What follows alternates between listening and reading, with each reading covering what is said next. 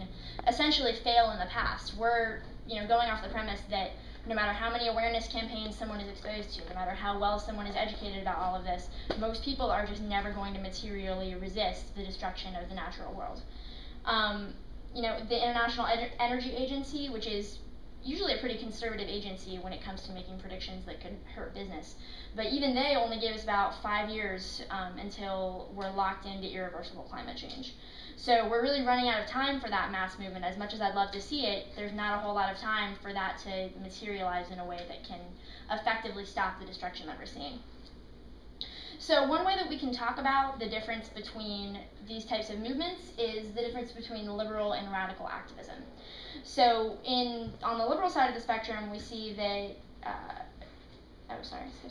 So this was a tactical and strategic decision for DGR to draw our actions from the radical side of the spectrum. It wasn't arbitrary. It's not dogmatic. It's because what we've seen is that the types of liberal activism that have really dominated the environmental movement and a lot of the social justice movements, they've largely failed. This isn't to say that we haven't seen significant gains. These things can work sometimes, and especially on smaller scales.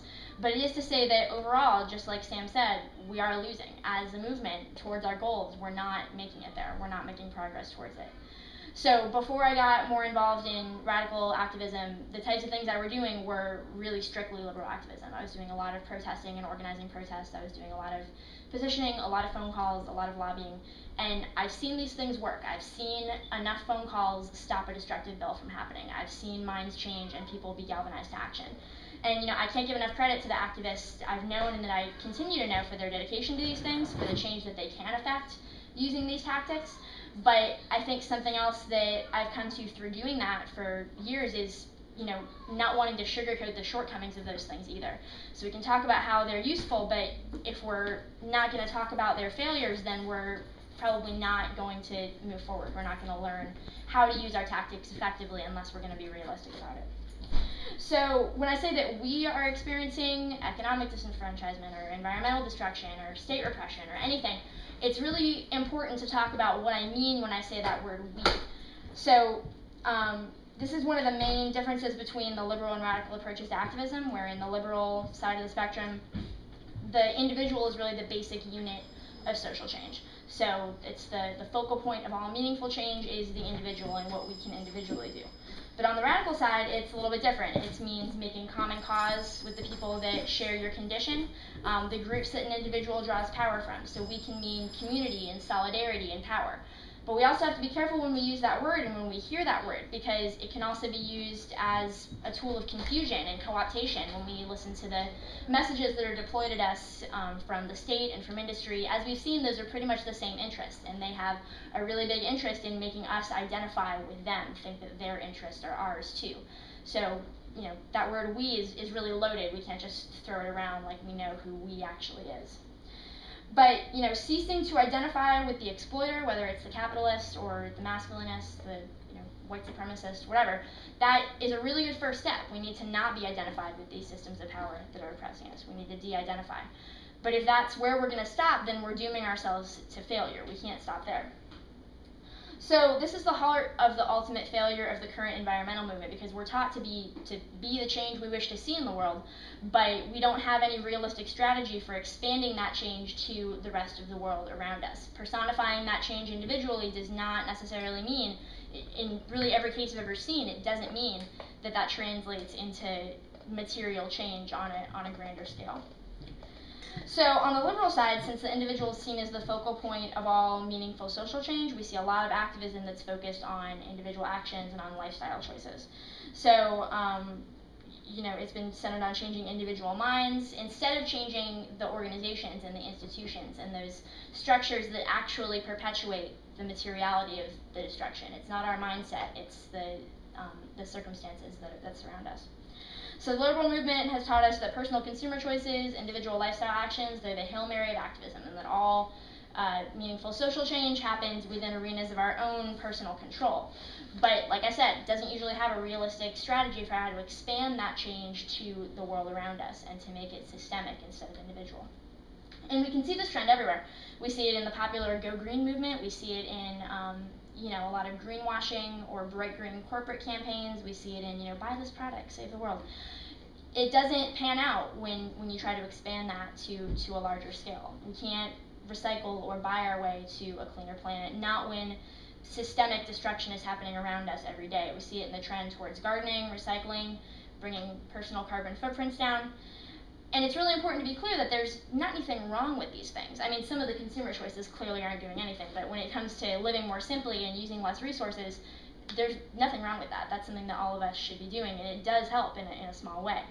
But I think where we kind of lose our footing is where we start to think that these changes are enough, that they're everything, that just by changing ourselves, changing our mindset and what we're doing, that we're having anything but a negligible effect on the world around us and how these systems of power are actually playing out. So, when there's institutionalized destruction happening around us every day, we need to think about the fact that 90% of the water used in civilization in the US is used by agriculture and industry, not by individuals. So people that are thinking they're going to solve the current water crisis by taking shorter showers, they probably want to plan again, because that's not going to have the effect that they hope when it comes to larger systemic issues of water overuse. So what we're saying as a radical movement is that we need to shift our focus from the individual to the collective. We need to stop banking on some future majority of resistors to the current system. I'd love to see it, but I just don't feel convinced that that's going to happen based on what's happened in the past. So we need to remove the onus of change from the individual and start placing it on the larger collective organizations and systems of power that are actually perpetuating destruction, not the individuals that are just cogs within that system. So restricting all change to the realm of the individual also invites ad hominem attacks between activists, which makes sense, because if all meaningful political change occurs within the realm of the individual, then it would really make sense to attack people for their personal lifestyle choices or their consumer decisions or the way that they personally are living. But since those individual and lifestyle changes don't make any real difference when it comes to the environment or any social justice issues, attacking other activists just really boils down to horizontal hostility, which means attacking people that have no more power than you do, fellow resistors to the system that are not the people actually perpetuating this destruction, that don't have any more power than you do. So this means doing the work of the state for it, because these attacks, they don't contribute to resistance, they leave movements in shreds, and they really make it so that we don't have a hope of fighting actual power if all we're going to do is fight each other. So in addition, if we're going to be effective, we need to stop doing all of our actions for the purpose of changing minds and start doing them for the purpose of changing these circumstances in a material way. So education is a necessary part of any resistance movement. If we didn't believe that, we wouldn't be here.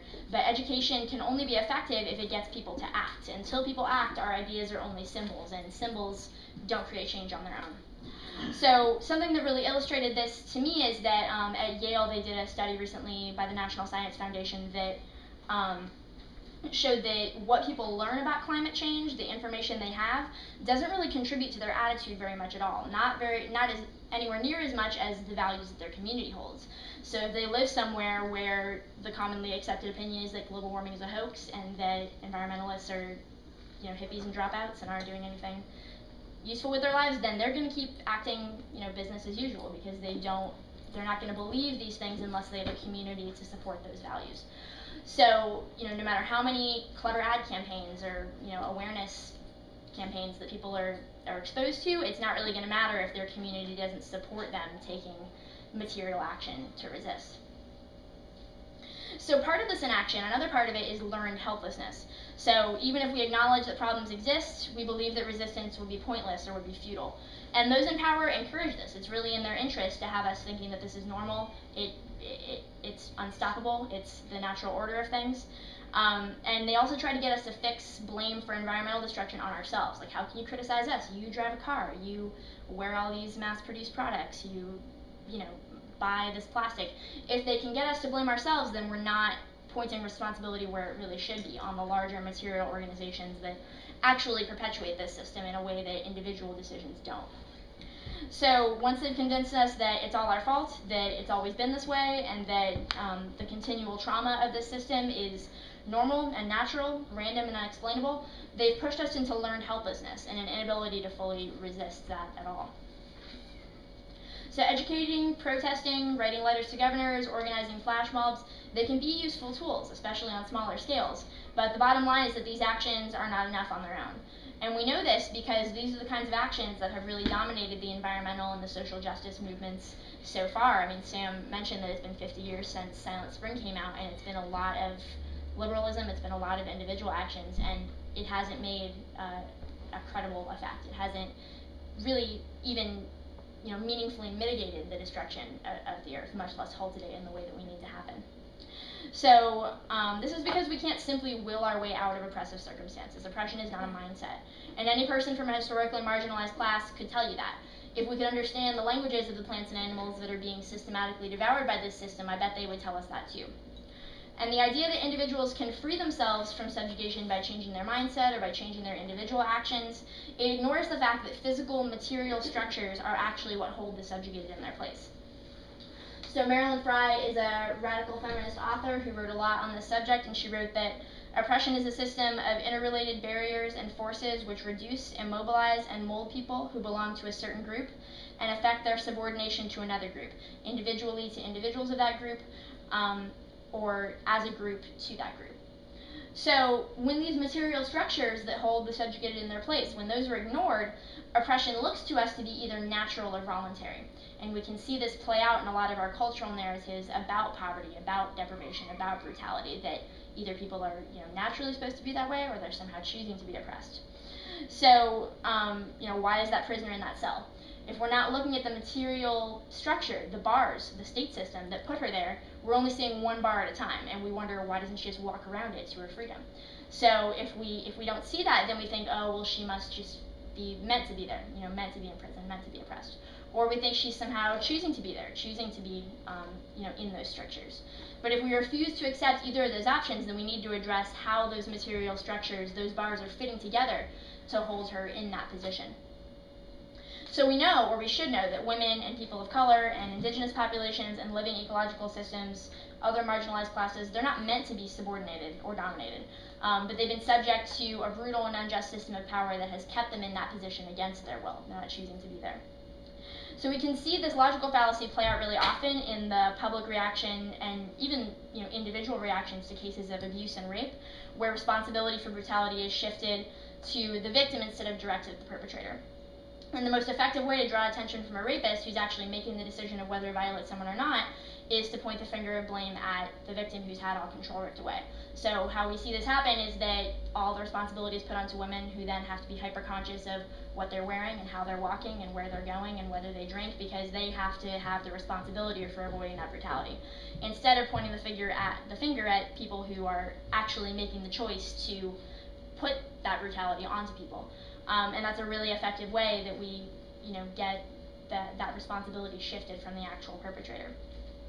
So the implication, as we talked about, is that women are somehow choosing to be raped, asking for it, because we don't see the material structures of patriarchy that put women into that position. We think they're either choosing to be there or somehow meant to be there. Boys will be boys. So it keeps us from asking the real question, which is, in what kind of society is 1 in 4 women raped and only 3% of rapists ever see a day in jail? And this same distortion is present in the really familiar rhetoric of capitalism that we hear all the time, where it's assumed that people who are economically disenfranchised or living in poverty are either naturally subordinate, supposed to be there — we hear that one in racist dialogue a lot — or somehow choosing poverty by not working hard enough. So the dominant narrative then becomes the poor need to pull themselves up by their bootstraps, or devote themselves to hard work. Instead of asking what kind of society requires an ever-increasing class of the desperate and unemployed to sustain itself as it is. So no one chooses subordination. And when we understand this, we need to turn our attention to the systemic issues that create such a society, instead of hoisting the American dream over the heads of these classes like a false promise for prosperity. If they would only work hard enough, if they could just will their way to freedom by sheer force of will. So our strategy is shaped by those who were brave enough to take action before us, and we've learned what to do and what not to do, at least somewhat, from looking at these historical examples. So one thing that we know is that there's never been an effective resistance movement to anything — a government, a regime, a law, anything. None of them have achieved their goals strictly by above-ground means. Work such as education and protests and letter writing and petitions. Like I said, these things are helpful, but they don't work on their own. We've never seen it happen. And most of us know that. We know that fracking and mountaintop removal and uranium mining, they're not going to stop because people ask nicely. And most of you have probably tried to ask nicely. I'm going to call my senator and say, did you know that this was hurting our community? They know, and they know that also that the system can't sustain itself without doing that. So it's not something that we can ask nicely to stop. So Assata Shakur is quoted as saying that nobody in the world, nobody is history, has ever gotten their freedom by appealing to the moral sense of the people who were oppressing them. And contrary to popular belief, the civil rights movement wasn't a success because of Martin Luther King Jr. alone. And he was invaluable to that movement, to be sure. But he also needed people that were willing to put pressure on the government in a material way, like the Freedom Riders through nonviolent direct action, also through the militancy of people like Malcolm X. So through a diversity of tactics, that fight was brought forward. I won't say that it was won, but it was, progress was made. But a lot of the time, the narrative leaves out that diversity of tactics in favor of only the above ground tactics that we hear about. So oppression is not a mental state. It's a material arrangement of power and resources, and that means that we have to stop focusing our action on changing minds, and instead devote our time and energy to changing the material circumstances that create and allow for the destruction and oppression that we're seeing today. So in focusing on material circumstances, we have to break away from a devotion to some of the abstract principles that we've allowed to guide our actions in the past. And one of the most prevalent and unquestioned of these is sworn devotion to nonviolent symbolic action. So the notion that we can and should subject all of our actions to ideological restrictions, really that allegiance to those abstract principles is a symbol that we're prioritizing this system over the natural world. So once we realize that the natural world is the priority, it becomes clear that we need any means necessary to defend it, because any other struggle is dependent on us having air, water, and food. And unless that can be in place, we don't have any hope to bring us towards equitable human communities if we can't even get sustenance. So as an organization, we don't have a commitment to any abstract ideas like that, but we also aren't saying that only underground action is appropriate. So we have a commitment to the living world and to, like I said, defending it by any means necessary. And that means using a diversity of tactics and trusting people and classes of people to choose those tactics for themselves and to judge which is going to be appropriate and which they feel is going to be effective in their given context, in their specific position. So we know that those who are perpetrating the destruction are also benefiting from it, and that no degree of convincing will change their minds. Black Power leader Stokely Carmichael famously said that nonviolence only works if your opponent has a conscience. And this applies really well because we know that the systems of power that we're opposing, whether it's capitalism or corporations or the state system or patriarchy, these don't have consciences. In fact, a basic tenet of most of these systems is that conscience should not exist. So we can't rely on them to change themselves. They're not going to make a voluntary switch to a more humane way of operating. They're going to have to be forced by one way or another. So nonviolence is one of the most pervasive abstract principles that have become dogma against movements for social and environmental change, with Gandhi as its figurehead is really popular. But that elevation of Gandhi, as influential as he was, kind of ignores the full story of British occupation in India. Most people that elevate Gandhi that highly don't know about Bhagat Singh, was another revolutionary leader during that time, and he didn't stick to nonviolence. He used a diversity of tactics that he felt was going to be effective, and it was effective. Because of that diversity of tactics, the British eventually agreed to engage in dialogue and move that fight forward a little bit. But without that, that may never have happened, and we leave that whole section of the story out when we're only talking about how nonviolence won that fight. So we need to focus not on abstract rules and restrictions, but instead on what's going to be the most effective at halting this ecocide. And if we're going to build an effective resistance movement, we need to recognize that we're going to need it all. We're going to need every tactic. We're going to need every creative approach. We're going to need anything that can be effective in any circumstance. And we're going to need everyone's talents, everyone's dedication, using whatever tactics can be effective to them in their context. We don't need a monocrop of activists. We don't need everyone doing the same thing.